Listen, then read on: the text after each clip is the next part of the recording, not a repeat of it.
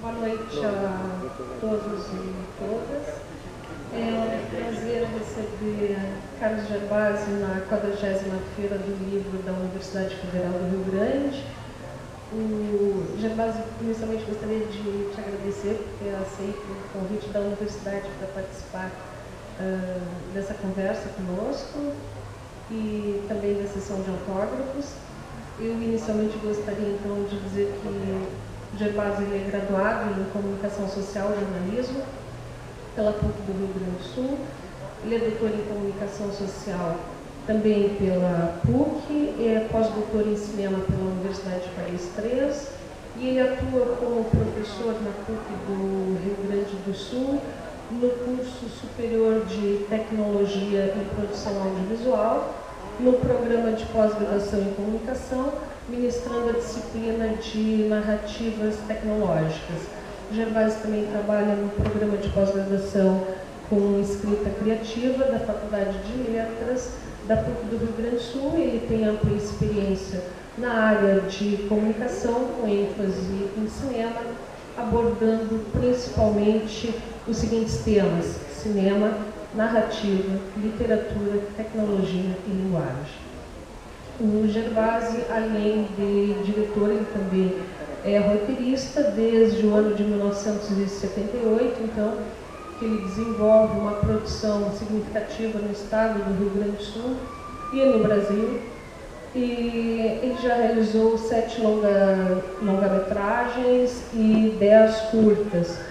E como escritor, ele tem publicado 4 trabalhos de ficção, 2 volumes de contos e 2 romances e 2 obras ensaísticas na área do cinema, abordando as questões de tecnologias digitais e de direção de atores. E uma obra didática destinada ao ensino médio da rede estadual, que será então autografada na sequência dessa fala.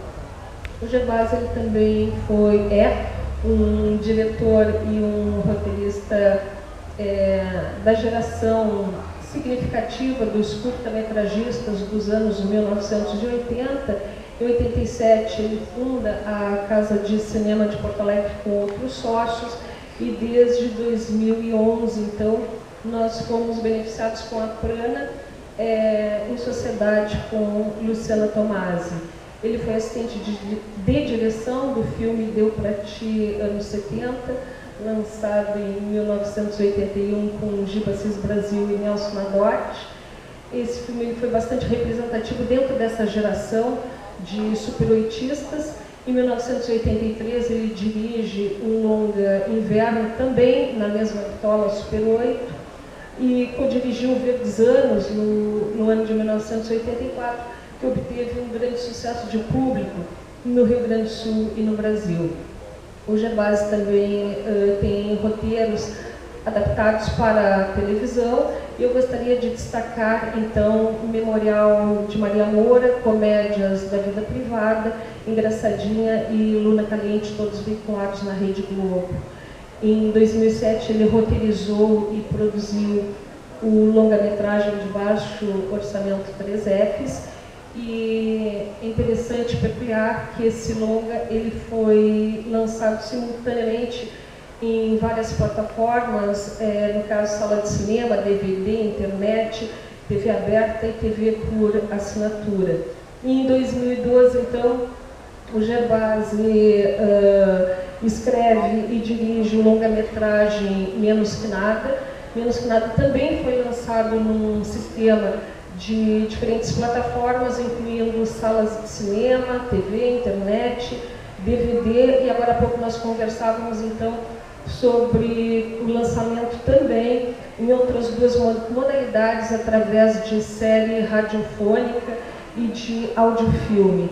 Então, Gervásio, é um privilégio te receber na Feira do Livro, e eu acho que essa tua experiência ela aponta para várias questões que são do nosso interesse debater, mas nós temos aqui acho que vamos nos focar mais na questão da prática, da adaptação da literatura para o cinema. O Gervásio também é professor, então esse encontro com certeza será bastante didático, né? Bom, então começamos. Boa noite a todos, grande prazer estar aqui, gosto muito dessa cidade. Estive aqui filmando o Menos Que Nada, numa casa muito bonita aqui na Avenida Principal. A minha equipe ficou toda no Hotel Atlântico, onde eu vou dormir hoje de noite, me sinto em casa. Eu acho a capilha ali muito bonita, né? Tem alguns dos cenários mais espetaculares que eu já vi de lagoa, né?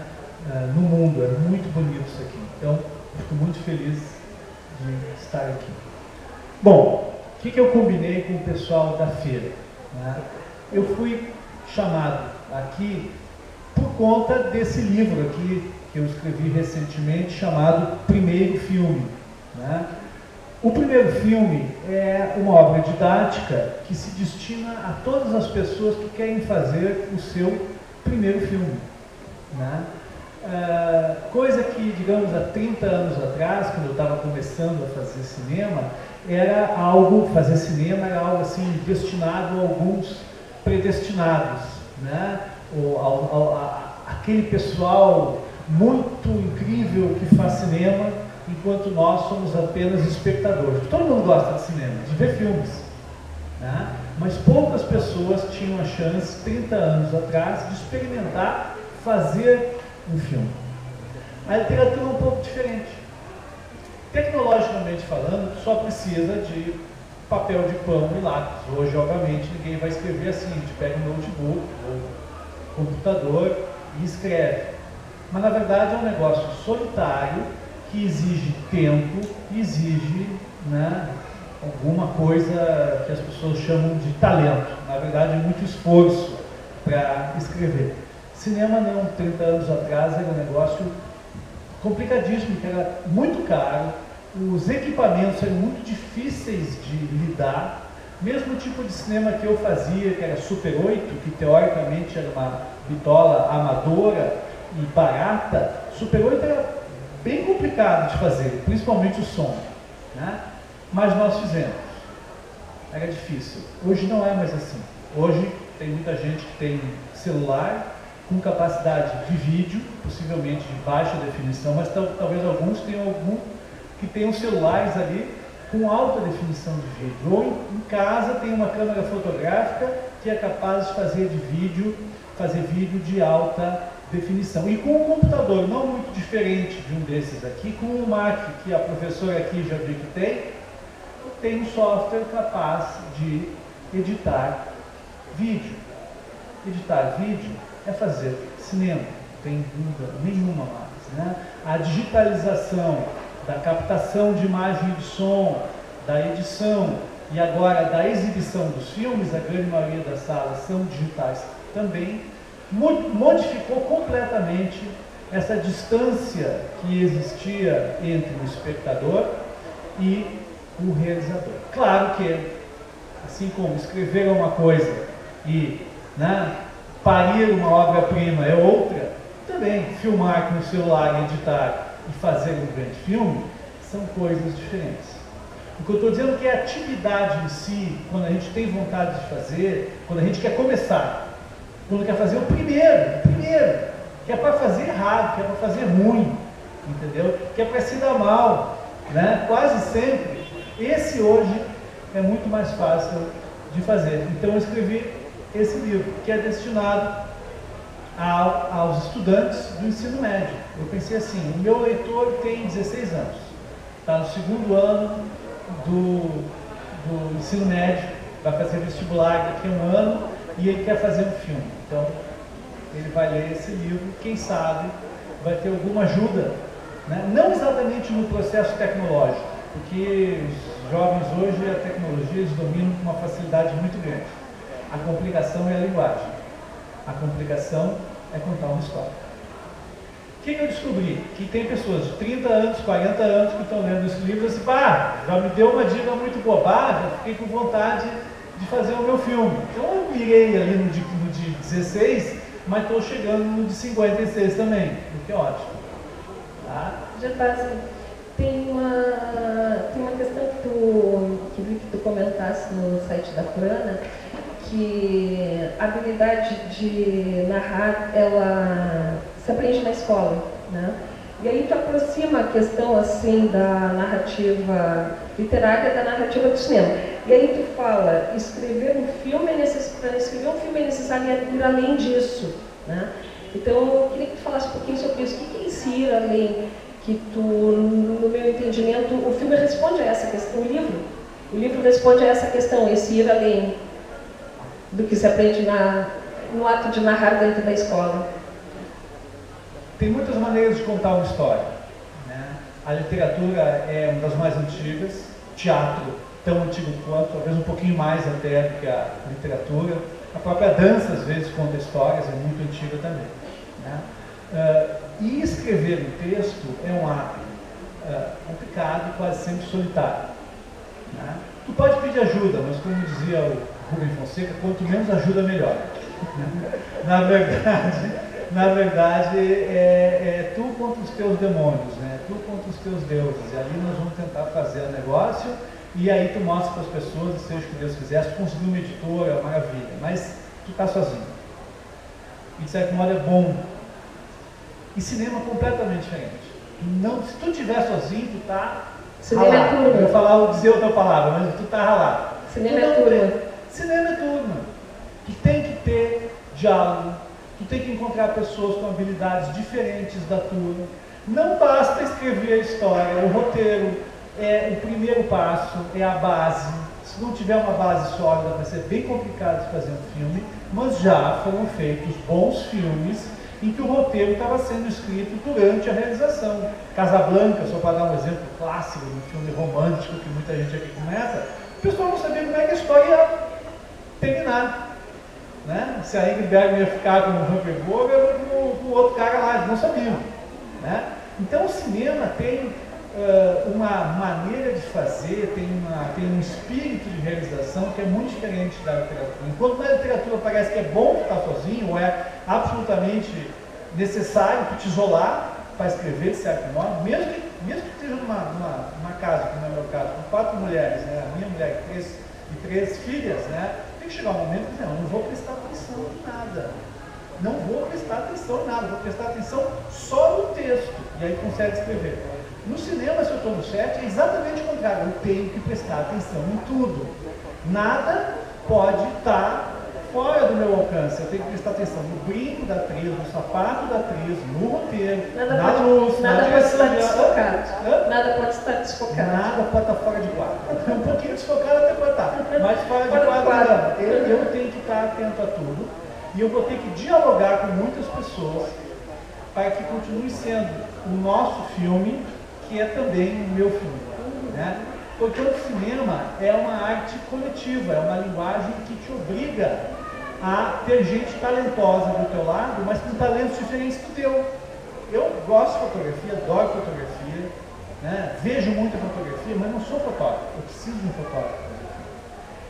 Eu saberia montar, eu até saberia montar, mas eu quero o Giba Assis Brasil montando os meus filmes, porque ele é um montador. Vocês entendem? É diferente. E eu sou um péssimo ator. Eu preciso de atores, preciso de atrizes. É ruim, porque fica mais caro, tem que pagar essas pessoas, demora mais para fazer o filme. Quer dizer, é completamente diferente. Eu tenho a impressão que eu faço as duas coisas, porque às vezes é bom ficar sozinho e às vezes é legal estar com gente talentosa, quase sempre bacana. A gente se diverte fazendo um filme, mas gasta muita energia também. Eu gosto das duas coisas, por isso eu fico um pouco me dividindo para um lado e para o outro. E o processo de adaptação é o quê?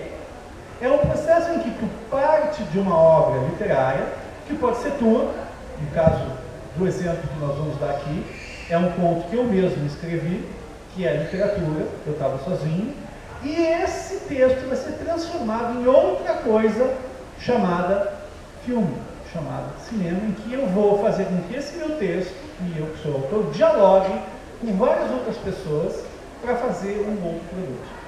Então, o que eu me proponho fazer agora, na próxima, digamos, meia hora, né? 20 minutos, vamos fazer rapidinho, é mostrar para vocês, em vez de ficar dando muitas teorias a respeito de adaptação, mostrar para vocês como é que uma obra pode ser adaptada da literatura para o cinema. Vocês podem fazer também teatro, cinema, dança, cinema, ópera, cinema, no caso aqui é conto, curta-metragem, né? Que aí eu acho que pode ser bacana dar essa noção bem prática, e depois a gente abre para debates com a professora. Então, só uma noção para vocês de quanto o processo de adaptação é importante. A estatística que eu tenho é um pouco antiga, é de 92, mas é um dos pouquíssimos livros sobre adaptação que tem aqui no Brasil, que é da Linda Siga, certo? Então, estão um pouco desatualizados, mas no espírito eu acho que continua exatamente o mesmo, né? Vocês sabem que o Oscar é o prêmio mais importante da indústria audiovisual. Ele é menos importante artisticamente do que o Festival de Cannes, o Festival de Veneza, o Festival de Toronto, mas a indústria é a indústria, né? 85% dos filmes que ganharam o Oscar de melhor filme são adaptações, ou seja, 85% das histórias, quase 9 em cada 10 filmes que ganharam o Oscar, tem como origem uma obra literária, não são roteiros originais. Tem roteiros originais que ganharam o Oscar, Cidadão Kane, que é uma obra-prima, é um roteiro original, poderia citar vários outros aqui, mas a quantidade de adaptações é muito grande. É interessante porque, de alguma maneira, expressa a recepção do público e da crítica sobre roteiros adaptados, né? Com certeza, e talvez expresse também que a quantidade de histórias que já existem na literatura, a quantidade muito grande de histórias e muito boas, são uma óbvia fonte para os roteiristas.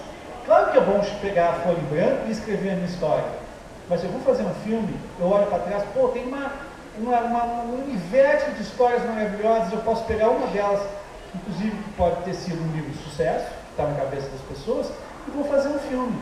As pessoas querem mais do que conhecem, quase sempre, né? Poucas pessoas, eu quero novo, eu quero o que eu não tenho. Essas pessoas são muito importantes, né? Mas a maioria das pessoas, aquilo que eu gosto, eu quero um pouco mais. Então quem gosta de sertanejo universitário, quer ouvir sertanejo universitário, não quer ouvir, sei lá, rock pesado, entendeu? O que é rock pesado, quer mais rock pesado. Então tem essa lógica um pouco a indústria cinematográfica de dar o que as pessoas um pouco já conhecem e já têm. Então a literatura. Ana Karenina, está aqui agora, lançamento, estou louco para ver Ana Karenina, é Tolstói, quer dizer, o filme pode ser ruim, mas, pô, é Tolstói, entendeu? Vamos lá, é Ana Karenina, né? Essa história é muito boa, entendeu? Vamos lá ver, tem esse lado então.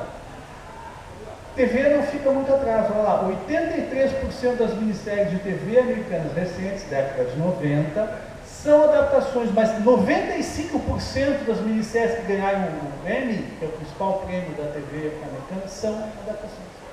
Por que será que a Globo também faz Memorial de Maria Moura, Decamerão, Engraçadinho, Luna Calente, sempre pedindo adaptação? Agora nós vamos ver O Tempo e o Vento pela enésima vez, né? Pela enésima vez fizeram O Tempo e o Vento, e tem vários amigos meus que trabalharam, minha filha trabalhou no filme, mas assim, não é O Tempo e o Vento. É o continente, não vai até o fim. É a Ana Terra e o Capitão Rodrigo de novo. Pô, podia ser um pouquinho diferente, né? Mas enfim, podiam dar um nome, ou o continente. Mas enfim, essa ideia de que a adaptação é um negócio que pode dar mais certo, que se sente mais seguro. O produtor, falando com a mente do produtor, né? Isso aqui, essa história é boa. Eu não preciso julgar alguém que chega com um roteiro para mim e te dá o roteiro aqui, ó. Quem é esse cara? Pô, o cabelo dele é péssimo, ele se veste mal, esse roteiro não vai ser muito bom. Outra coisa é Érico Veríssimo. Érico Veríssimo. Vocês entendem? Tem esse lado. Bom, eu vou poupar vocês das outros números, mas espero ter dito indicado para vocês que a adaptação é um processo, na verdade, mais comum no mundo do cinema do que o roteiro original. É mais provável, quando vocês vão ao cinema, estarem vendo um filme que foi escrito originalmente para a literatura, do que vendo um filme que foi escrito originalmente para o cinema. Certo? Mas qual é a diferença? Qual é a diferença entre o texto literário e o texto cinematográfico? Vamos pro... Não, eu quero que tu coloque o outro PowerPoint. Isso. Texto. Vamos lá. Vou fazer uma leitura desse conto, tá? É bem curtinho. Ele foi escrito em 79, tinha 20 anos, me perdoem, tinha 20 anos, 79. Foi lançado em 89. Vamos ler, é bem curto, tá bom? Vai lá. Eu vou ler uma página e a professora lê a seguinte, tá? Vai lá. Entre o amor desesperado que sentiu por Cláudia e a paixão romântica que viria compartilhar com Alexandra, ele encontrou tempo para se apaixonar pela caixa do supermercado. Era uma guria bobinha, 17 anos incompletos, curso primário idem, mas tinha olhos cor de ongo e cabelos cor de pinho-sola, lábios de tomate, pele de pêssego, dentes ultra bravos. Ele comprou 112 cruzeiros de comida pronta e, quando acabou de pagar, estava apaixonado. Não com a sofreguidão que usara com Cláudia, nem com o carinho que viria dispensar para com Alexandre. Apenas amava, sem adjetivos. Professor,